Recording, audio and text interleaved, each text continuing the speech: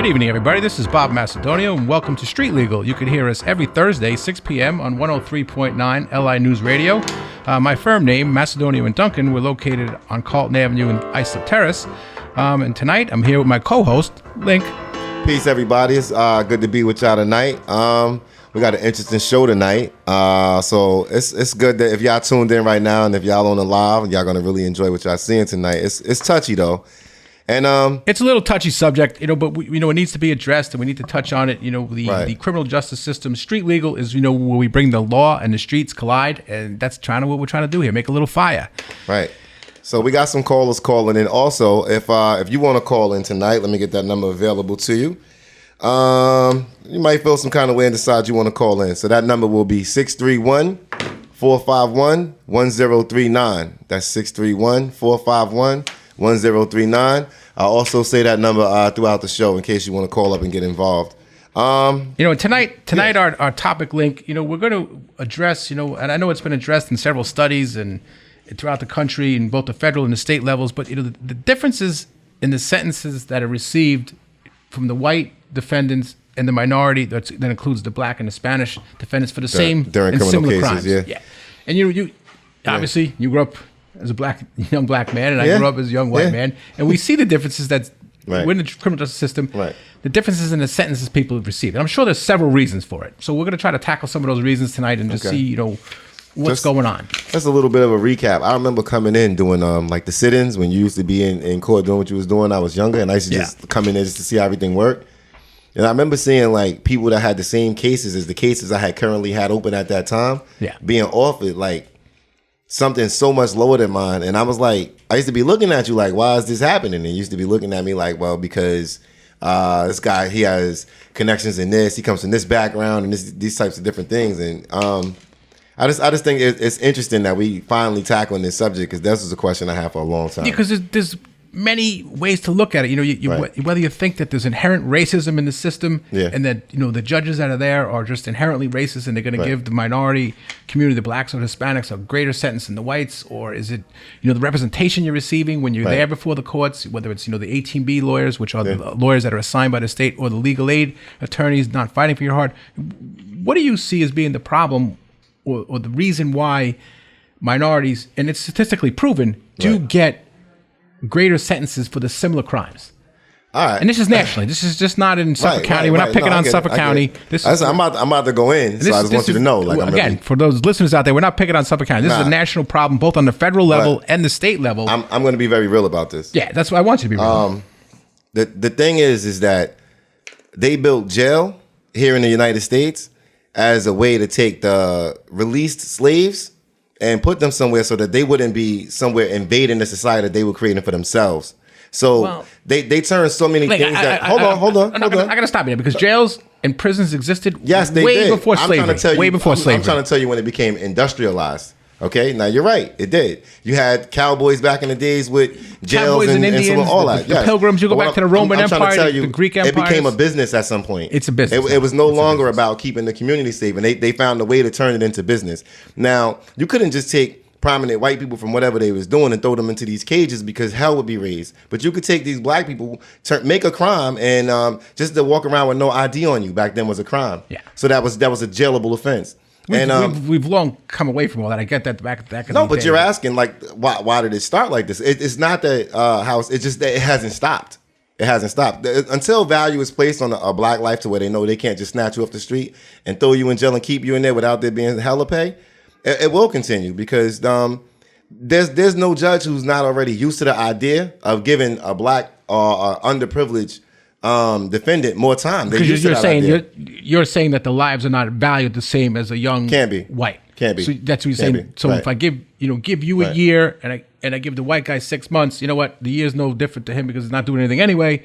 Right. And then the white kid maybe have a future. The black kid doesn't have a future. You think that's that? So that's inherent racism. If it's not the mentality, how do judges let it go on for so long? Well, that again. Are you saying there's inherent racism built into our system of justice? Absolutely. Absolutely. But how do we, as a community, as a society, as a country, how do we address that? Well, I'm going to throw a statistic out to you. This is on the federal level. There's a four-year study done from 2012 to 2016. Right. On average, on average, black males receive 19.1% longer sentence than a similarly situated white male. That's on the federal level. That's 20% higher. I thought it was higher than that, to be honest. That's 20. That's big. That's a big big. number. For the same crime, same record, same point system in the federal level, 20% higher. Right. Why? Because there'll be no consequence of them snatching a black person away from their family for that long. Whereas if there would literally be hell to pay if you over sentenced a white guy. Like even if you went with the guidelines but sentenced him more towards the higher maximum of that sentence, you would have people how much of that has to do with the representation you hired? It's more to say if you're a medium income, wealthier white person or you're middle class white person, you're going to be able to hire that private lawyer who's going to have your interests at heart, fight for you a little harder than an assigned government lawyer. Do you feel that's true? I will say this, right? And I say this proudly. Let me. You've had both. You've had both. I've had both. I've even had 18B. I've had I've had legal aid. I've had every form of legal representation you could have during a criminal case, including representing yourself. And here's what including that. I even went pro se. So what's the difference? All right. So if you get assigned an attorney via 18B being a paid attorney who has to take this case pro bono. Or not pro bono, but at a reduced rate. And the court pays the rate. Okay. So it's still not something that comes down as a payment for the actual defendant, as opposed to legal aid, who is assigned your case because you can't afford representation at all, and then you have the third tier, which would be the second tier would be the 18B, first tier being the legal aid, and the last tier being attorneys like you. But I take the paid attorneys. There's even tiers in that level too. Absolutely. I've had paid attorneys that I just wanted my money back. Exactly. You know that. You know I'm not lying. I done took my money back. But I also want to say that the experience I had with legal aid was somebody who was I'm talking about just not caring about you at all. They just like, the judge said, they even tell you the DA want this, the DA want the time. They come flat out like, the judge wants you to take 6 months. You like, damn, how the judge taking the stance? They're impartial. They're supposed to be making sure like my representation in the prosecution is getting along. Like part of the problem with that is how well does the assigned lawyer, legal aid, or 18B get to know you as the person? Like we've discussed on previous shows, like my clients come in, I get to know them as a person, their background, their family. How could I fix this person? You know my kids' names. Listen, I'm talking about this guy will come into court. He'll come into court, open a folder, and start talking to you like you the folder. Like what he sees in that folder is who you are as a person, right? And that's as far as close as he's going to get getting to know you is by doing it that way. He's never going to take a stance where he's like, so when was the last time you were in trouble, man? Like, why are you doing like the way you used to be talking to me? I used to feel bad for being in trouble. They didn't do that. They was like, listen, we can probably get you 90 days today, and you'll be something stupid like a traffic ticket. They're like, we get you 90 days today, and we'll run it concurrent. We'll get to this a little later in the show, but a lot of the bail reform was meant to address some of that because for the young black, Hispanic, or white or black males, couldn't post the $500 bail, the $1,000 bail. And you kind of have a plea that's forced down your throat. And if you're in jail, the prosecution's mind is more, let's keep him in jail. We'll give him 90 days. He's more apt to take it if he's sitting still. Well, and there's pros. You're sitting 30 days, you're sitting 45 days, and they say, we'll give you 60 days, and you got another week on a wake up and you're out. Well, that bail thing comes with pros and cons. Like you said, we'll get into it later. But I understand the disparity between sentencing guidelines, depending on how you go in there looking. Like you even said that time that we had the show, a suit could make a big difference, right? Yeah. Deciding to just show the court some respect. Correct. Definitely coming in with a paid attorney shows that you have an interest in maintaining your freedom, as opposed to because to me, if you take a legal aid, you are putting yourself on the mercy of the court because there's no way that you could possibly think this legal aid, this court pays him. This court pays him his money. So why the hell would he go against his foundational support system, which is what gives him his money, to try and do anything where you're concerned? He doesn't want to raise a big stink inside the legal office as a legal aid who's like freeing people, because that's really not what you want to do as a legal aid. And also, they're overburdened with the volume of cases they have too. Right. You're a number. When legal aid or 18B has your number. He spoke to me out that folder like he thought that I was inside the folder. Like, you don't know me at all, so to speak to me based off like 2 or 3 things you might have heard, Anyway, we'll be right back. This is Street Legal. Again, every Thursday night, 103.9 LI News Radio at 6 p.m. Street Legal, we'll be right back. Short message.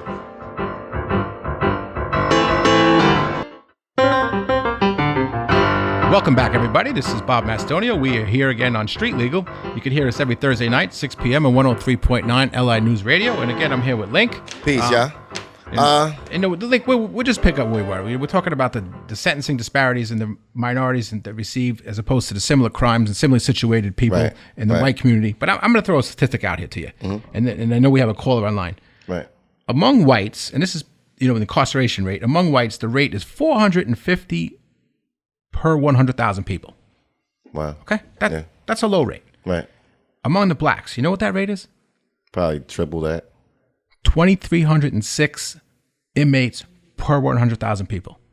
And that I don't even know what to say. Staggering. I don't even know what to say. That's one of those stats you find out that leave you kind of speechless right there. I wish I didn't know that right now, because now I don't want that on my mind for the rest of this show. No, but that goes to the mindset, right. And it goes. And I take that number with the number we gave earlier. 20% higher sentences for similarly situated crimes and people in similar situations. Right. We have a problem. Right. And like you had said, and I'm not. We'll get into that in a little while. Whether there's inherent racism built into the system, but it also how the judges' systems come into play. Politics play a big part in that. To become a judge, you need to be part of a political system, whether it's federal or state. That's how we put them there. So and the blacks and the Hispanics have been not as involved in the political system as long as the whites have been here. Yeah, but even so, with that being said, should the people that's in charge, whether or not we involve ourselves politically, just decide to pick on a certain group of people because they are too defenseless to do anything about it? I don't believe that it's intentional. I really don't. That's no way, bro. Come on, I do not bro. believe it's intentional. I'm not about to sit here and let you do it. I've been practicing law. I've been practicing law for 30 years in this county. And you think it's about those numbers are not by design? You think those are accidental numbers? They're just. I don't think that if you're saying there's inherent racism in our system, I don't think it's an intentional. I think, and I have I know and respect. 100% intentional. I know and respect the judges I appear for out here, and I have never seen any of the judges out here that I deal in front of with the clients I come with. I don't know what legal aid or any of the ATBs have shown any deference to black, Hispanic, or white defendants that I come with. I don't believe you. And it's very rare that I can say that I do not believe you. I don't. Well, I wouldn't tolerate it if I saw it. So I'm just telling you. Right. I don't think they're going to do it in front of you. No, but just in the plea bargaining and me dealing with the DA's offices and the prosecutors, whether at the federal or the state level, and the judges, I don't see it in my practice. You're an extraordinary case too, so they're going to deal with you differently. And I represent, the majority of my clients come from the minority community. And Absolutely. I certainly wouldn't tolerate it. We got to take this call. We got to take this call. We have a gentleman on line. Pick up line 1. Hello. What's going on, man? Sorry to the Facebook viewers that you can't hear him. We're going to figure it out. Hello, fellas. My name is Shamel Williams. Hey, Link, man, you're doing a great job. Hey, Bob Macedonia, how you doing? I'm doing well. But the topic we have tonight. Would you like to add something or comment or question how we have the racial disparities in the sentencing that goes on in our country, whether state and federal levels? Yes, I do. I would like to add this. I got to side with Link, and I think you're wrong about that. There's nothing but racism in this system right here. Nothing but. And it is designed. And it's designed for us, against the black people. It is designed against the black people. Right. Well, let me ask you a question, because I'm going to put that out there, because we now, as we're progressing more and the politics are getting more and more advanced, we have a good amount of minority judges, both black and Hispanic. Do you see that same racial undertones with a black judge sentencing a black man? Yeah, I had a case some years ago, and I had a black judge, and right there in Central Islip, and really, honestly, he was as racist as any white judge that I'd ever seen. Well, that's what I'm trying to get at. So do you think it's just inherently built into the system, so it doesn't matter the color or the? It doesn't matter the color. That's right. It doesn't matter. You got a black judge, white judge, or a Puerto Rican judge. That judge right there is dispensing white justice, and he's dispensing white justice. I like that. He's as racist as that man that has a hood on his head. Well, let me ask you, Mr. Williams, because is it the political system that we upbringing, how we making these judges, because they're growing up in a more of a white political system? We're not making them. We are not making them. You guys are making them. The other side. No, I'm in the same system you're in, so I'm not making the system. I'm saying when I say black and white, the black man is not making anything. Okay, this system, like we were saying now, this system is unfortunately is black and white. And if we have a black judge, he's as white as that pillowcase. Okay, but let me bring up, because last week on our show, we talked about the voting block that the minority community has that they don't use to their advantage. They just keep voting Democrat, 90-something%. So if you have that kind of power in your communities, start using it to change the makeup of the system. He just got finished telling you if it don't matter who you get in there, what they look like, they're going to be practicing white law. But if you have that voting block, we just talked about that in the last show. Like, we got to change the laws then. But you got to put your people in there if that's the people you want to change your votes. You can't. All right. So let me ask you this, right? Since we on live, and I don't want to stir the pot, but I have to right now. Link, we got to vote. I have to do this. Let me ask you a question. With you knowing what's going on with this system, right? And you playing the part that you're playing to try and help or combat what it is that we sitting here talking about right now, right? What are people that's like your colleagues, the judges? What are they doing? Because they in a position right now to change it. They don't have to wait for votes and all of this. They can just decide we in power and what we doing is wrong and we can change it. Why does society have to wait until we become strong enough, focused enough, or empowered enough to stop doing us dirty? Because I think why is that just not a decision made by white people? In the history of this country, right? When you say white people, every immigrant nation that came over, Italian, black, Jewish, Irish, but they not still getting done dirty to this day. Black people got done dirty the whole 500 years we've been here, bro. And they've all suffered until they got advancement of. It just seems like you have a huge voting block. We have a huge boot on our neck that no one wants to mention. Like, and I don't mean to cut you out, Sha. You could get back in it, but we got a boot on our neck that everybody pretending like that's invisible. You know what I mean? Like, and like you said, it's not us that's doing this, Sha, and it's not us that could change it. They just want you to believe it's you that could change it. I think you have to, and we talked about this, you have to have more role models, more leaders that rise out of the black communities to take that advantage of your voting block and start doing something about it. We got to have white people willing to take their foot off our neck too, though. That's got to be a thing too. That's a real thing. The time is right. You have a lot of, the media is all on everybody's on your side with that. The time is right. Right. You know, I'm fully in agreement with you that you've had disadvantages in this country, but we're trying to overcome that. But you need to use that voting block to do something about it. Think about this. Imagine how I would feel, right, as the son of a black man, if black people for the last 500 years had done things to white people that was in some cases unspeakable, right? And it was continuing on. And now I'm in a position to be able to do something about it, but I sit quiet because I'm so used to the way this is going, or it works so well to my benefit. You stay quiet. You stay quiet out of fear. Nah. That's what you're staying quiet for. You're staying quiet out of fear because it's just like let us just take this. You know, in a jail setting, I'm not even going to say prison. In a jail setting, let's say like Riverhead, you have something that is definitely against the will, and you put in a grievance. They'll tell you put the grievance in. You put in a grievance. It's a waste. It's a waste. It's a waste. Right, and that's the same thing. It's the same thing. It's the same pot.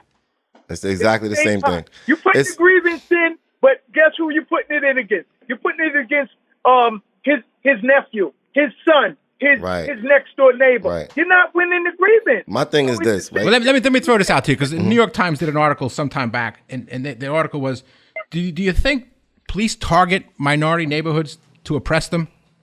Yes. Yeah. That's almost a crazy question. Yes. You know, I had a situation one time, and I'm from a minority neighborhood, you guys would say, okay, where the police said to somebody, they said, hey, you know what? The guy came back, he said, yo, that cop said, the cop said that you, every time he come to work, that he sees you or standing on the corner. So I say to the cop, every time I come out on the corner, you're here too. You don't live here. I live here. Yeah, well, I see every time I go down Winers, you got a cop car sitting in the parking lot of Crown Chicken. The same thing. Yeah, that's true. Right. It's to the point now, like, and this is a real thing. Like, you probably don't even want me to say this, but I'm gonna say it anyway. They got cops that sit across from his office, knowing that criminal defendants come visit his office. They don't. You don't want to talk about that. You don't want to talk about that. I think there's a relief point there. That's not that. That's what I think. Look, maybe they're watching me. I don't know. You know, who knows? They should be done watching you by now. Who knows? You better believe this. Oppression, when you oppress, and racism is going to be here, unfortunately, and it's going to be against one. All right, but Sha, we got to come together as a country. We got to overlook this. We got to get together with the minority communities. Get that voting block. Put it to work. Put it to use. So Bob, stop voting Democrat. Let's vote Republican. Let's move on to this. We'll be right back. This is Street Legal. Thank you for your time.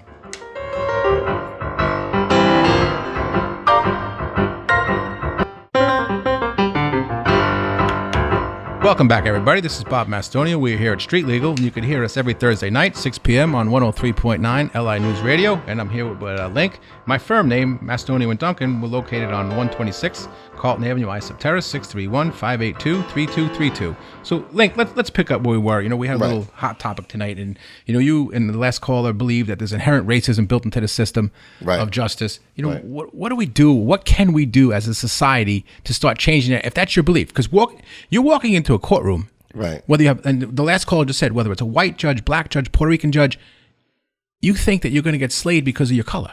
Well, they carrying out what he described as a white agenda, a white justice.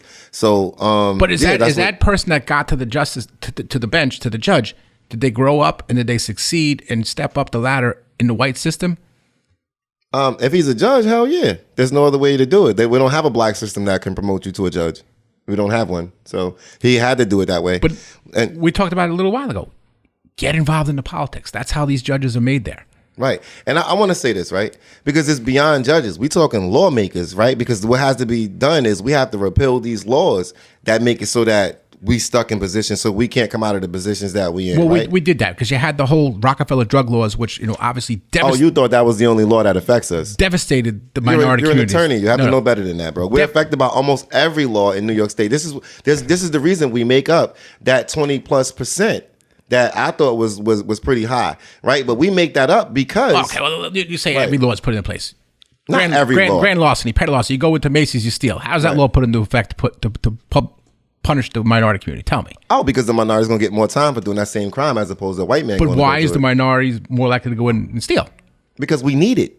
But we're not addressing. You're not addressing. It goes back to another topic we had. Right. The economic depravity that they're having in these communities. Right. There's definitely and it's a vicious cycle. Financial deprivation that takes place that makes it so that there's a desperation that's created within minority people to have to go and commit certain petty crimes, right? To put themselves inside the justice system when really, if we just took some of the money that we use for our so-called justice system, and I don't want to do the cliche air quotes, but if we just took some of that money, okay, we got a call. So we got a call coming in. We got to take this call. We got to take this call. Yeah. You can go ahead, put it through. You got to pick it up. Hello? Okay. Yes, hello. Hi, you're on. Who's calling? Hello, how y'all doing? How you doing, Macedonia? How you doing, Links? It's good. My name is Kevin Benlord. What's going on, Kevin? Thanks for calling in. Our topic tonight. What questions? What do you want to add to this? The sentencing disparities in the minorities that they receive for the same crimes that whites commit. What do you see the problems in the system? What we could do to fix it? As a society, how we can come together and address these issues. That's some good topics right there. I just want to start with this right here. I want to say rest in peace to Bobby Morant. Bob, that was this. Shout out to Bobby. Rest in peace, Bobby Morant. Yeah. R.I.P. I was just killed by the Suffolk County Police. He had blood clots in his chest, blood clots in his stomach. The autopsy came back. We buried him today. Okay, well, I'm sorry for the loss about that. Again. Yeah. Shout out to the whole Morant family. I feel y'all pain, man. Yeah, but, we just hope as it goes along, we want justice for Bobby Morant. Those officers that did him like that. You know what I'm saying? He was handcuffed from behind and everything. I'm hopeful and I'm sure that that'll be investigated, and if there was any criminal activity, that they'll be prosecuted, hopefully to the fullest extent. I have full faith in our present DA Ray Tierney, so hopefully that'll be taken care of. How do you feel about these sentencing guidelines and black people being sentenced in ways that white people probably will never have experienced as far as sentencing goes for the same exact crimes? How you feel about that? You asking me that? Yes, sir. I mean, I'm not gonna hold you. I did 15 years in prison. Right. Well, let me just stop you there. You did 15 years, and if you mind, just tell us what the 15 years, what the crime was that you got sentenced to 15 years for. Oh, for crackhead saying that I told him that I did a robbery or something I didn't do. I had Richard Kaufman at my time. I had an AT&B attorney at the time. I couldn't afford it. Yeah, I'm not here to disparage any particular attorneys, but I think the system in and of itself of assigned lawyers coming from the government, the same government that's prosecuting you. I have a problem with that as a professional, and I've always had it. I'm not disparaging any AT&B lawyer, any legal aid lawyer, but you're getting assigned by the same government that's prosecuting you.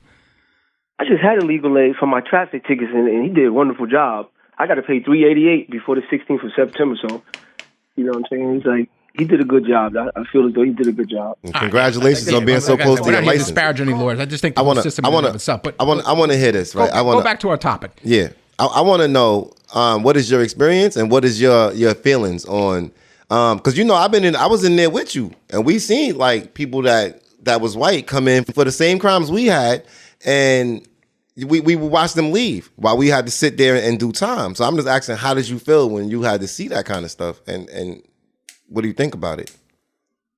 I felt hurt. I felt hurt and everything, but I didn't understand it at the time because I was young. Well, let me ask you guys a question, because you both have had private lawyers, legal aid. Is there, in the black community, if you get charged with a crime, something where you think you're going to get a better deal if you hire the white lawyer? We hired the lawyer whose name is popping, right? Like you got to think about if you was going to even a racetrack, right? And you knew that Bubba Lewis was like the guy who's like making he's making his own way now. If you went to the track, you would put your money on Bubba Lewis. You know what I mean? Yeah. If you the same thing. Yeah, but not every person that gets charged is in tune to the streets and knows who the hot poppin' lawyer is. They ask around. But they ask around. Not everybody does though. No, a lot of people pick up the yellow pages or they Google a name. They Google, right? Like so I mean, you have those people, but for the most part, if you from the criminal underworld, like you grew up in that, you live in that, your community is that, you know what lawyers is what lawyers. You know what I mean? Yeah. The names ring inside the neighborhood. That's true. Yeah.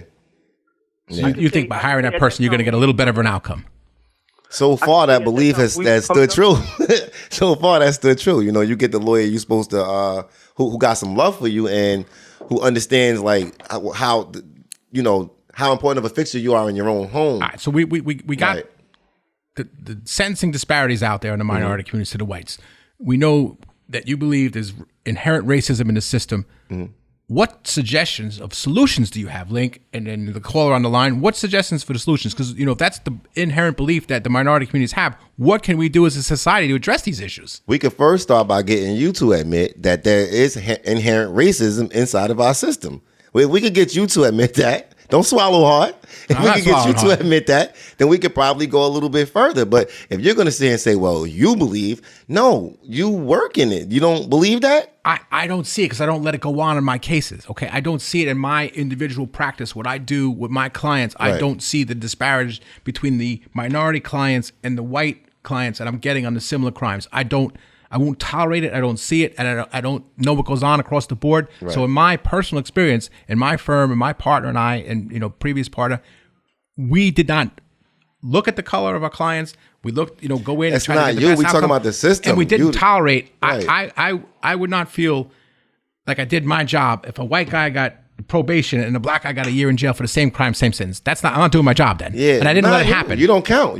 We talking about the system. We're talking about not. But you're coming from my perspective. I don't see it because I don't allow the racism. Even if but you're there to help us combat that, right? But I've never had. You don't count for that. I've never had a judge or a DA or anybody come to me with a different offer for a white guy or a black guy. So I don't see it in my system. Whether they look at me different because of that, I don't know. So how do we end up with those numbers? Well, this is across the country. You have some very racist country. And you don't think this is part of that at all?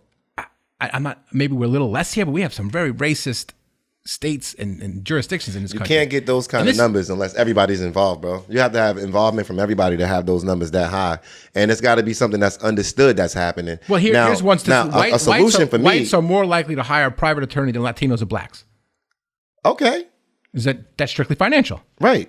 So my thing is, if the judges know that, why do they still sentence so harshly? Anyway, I don't even need an answer for that. My thing is this also, that a solution, as far as I'm concerned, is this, right? You got to have people to oversee these judges. I understand the judge's supposed to be the final person and the final say, but how could they be the final say when what they're doing is here's what corruptly wrong? Race has an effect on sentencings. Whites are more likely to be put to death than a black on death penalty cases. Yeah, they're serial killers. But more likely, the statistic, not they kill multiple people. Black people kill who they beefing with. But if you take a serial killer black person and a serial killer white person, the white is more likely to be put to death. I don't know that because that's I don't know that.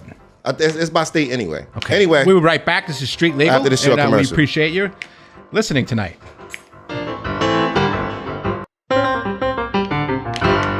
And we are back. This is Bob Mastonia. Welcome back to Street Legal. We can be heard every Thursday night, 6 p.m. on 103.9 LI News Radio. And my firm name, Mastonia and Duncan, Carlton Avenue in Islip Terrace, 631-582-3232. And I'm here with Link. What's going on, everybody?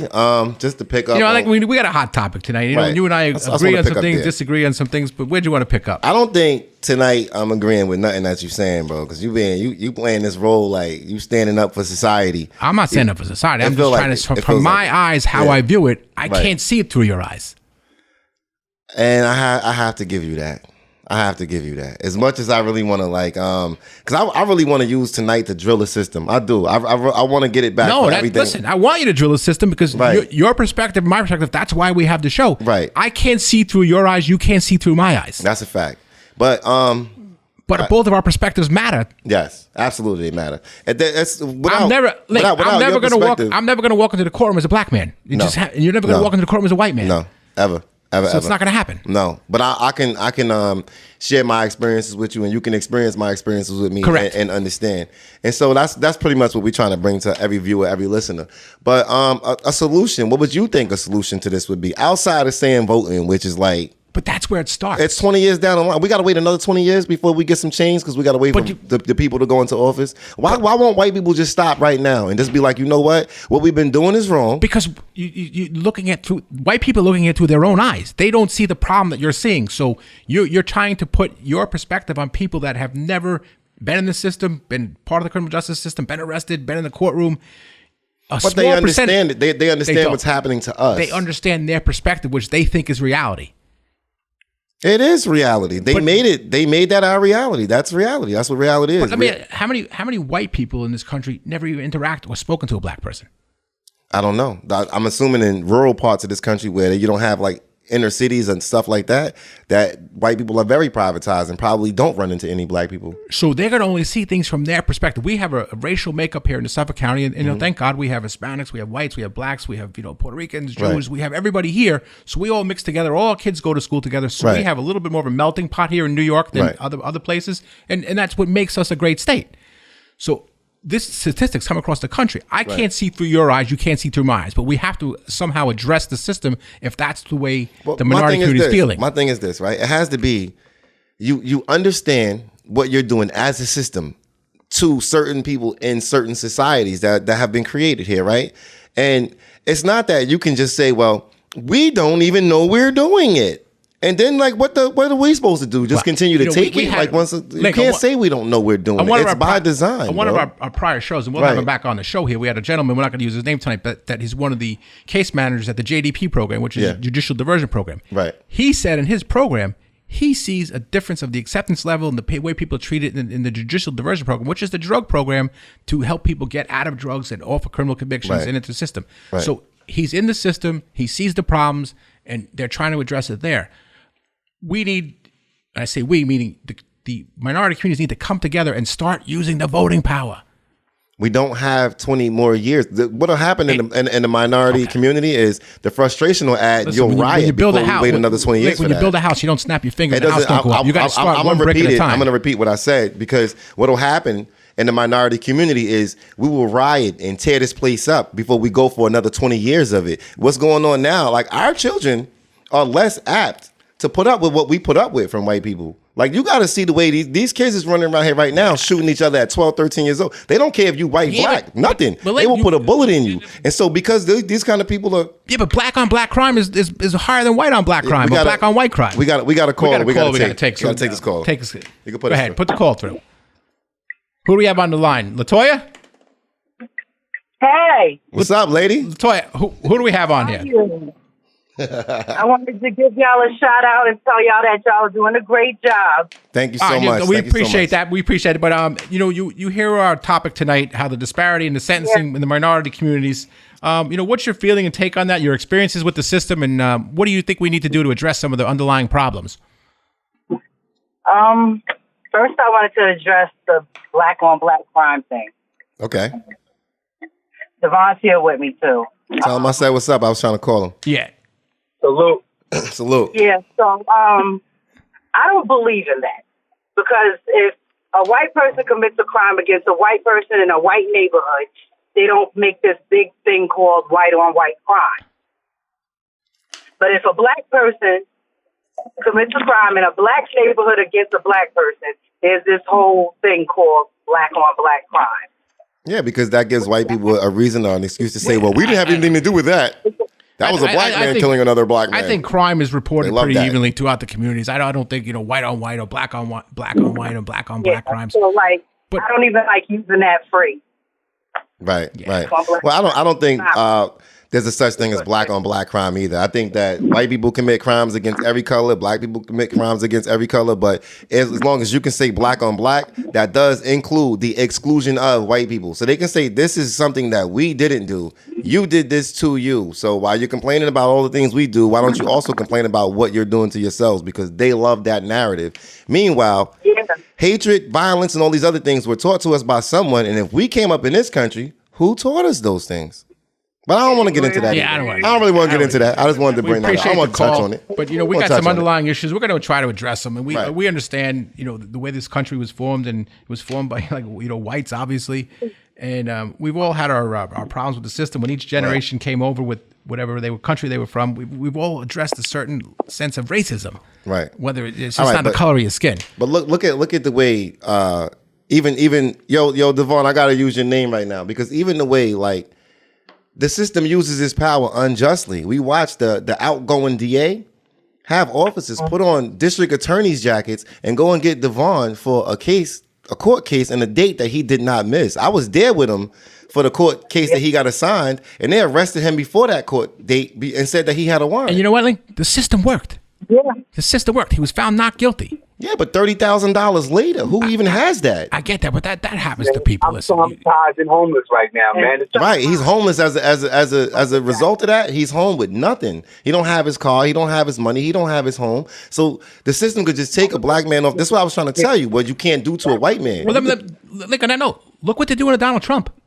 Yeah, but look, he took nuclear freaking secrets, bro. You're not allowed to do that. Oh, come on! Actually, you read the media. Yo, he's my guy. He's my guy. Everybody knows that I'm an avid Donald Trump lover. But you cannot take nuclear secrets. I don't care if you say you declassify him as the highest executive office in the world. Listen, you cannot take that with you. Don't believe the hype. You're believing in CNN. Stop watching CNN. What reason would they have to raid a former president's home?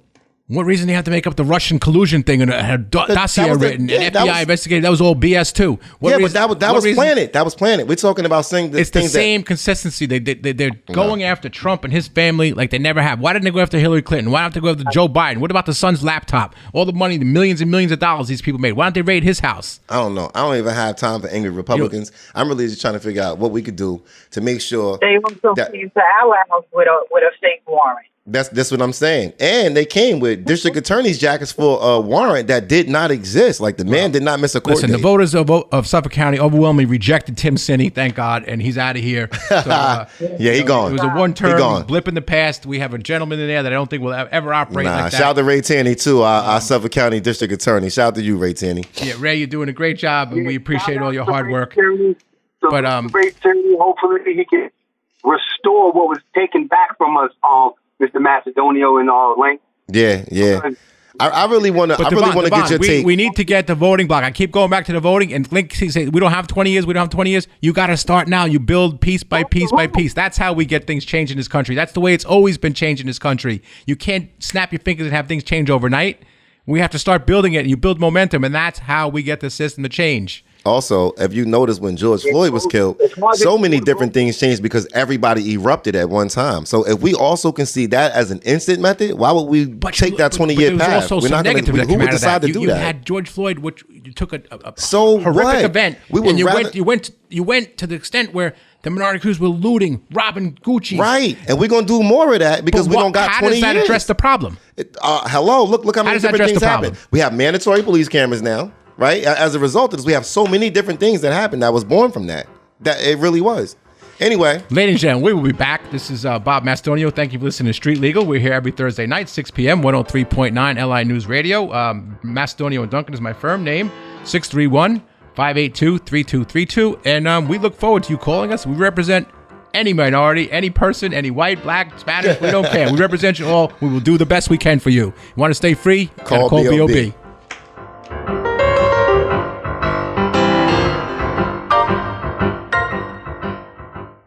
The The views and opinions expressed on this program are not necessarily those of this station, JVC Broadcasting Management, or its sponsors.